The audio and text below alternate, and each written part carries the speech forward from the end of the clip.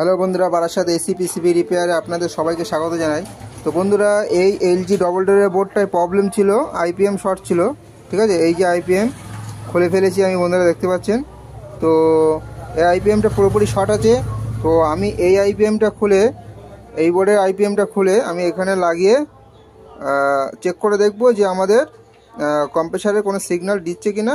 তো বন্ধুরা দেখতে পাচ্ছ, আমরা কিন্তু এই আইপিএমটাকে চেঞ্জ করে নিয়েছি। ঠিক আছে, চেঞ্জ করার পরে এবার আমি চালিয়ে দেখব যে আমাদের কম্প্রেসারটা ঠিকঠাক চলছে কিনা। এটাকে আমি 3-4 সেকেন্ড প্রেস করে রাখি। তো 3-4 সেকেন্ড প্রেস করে রাখি, এবার ছেড়ে দিলাম।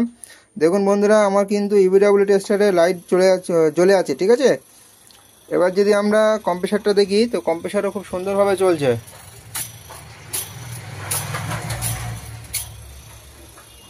তো বন্ধুরা, আপনারা যদি পিসিবি রিপেয়ারিং শিখতে চান তাহলে অবশ্যই চ্যানেলটিকে সাবস্ক্রাইব করে রাখুন। আর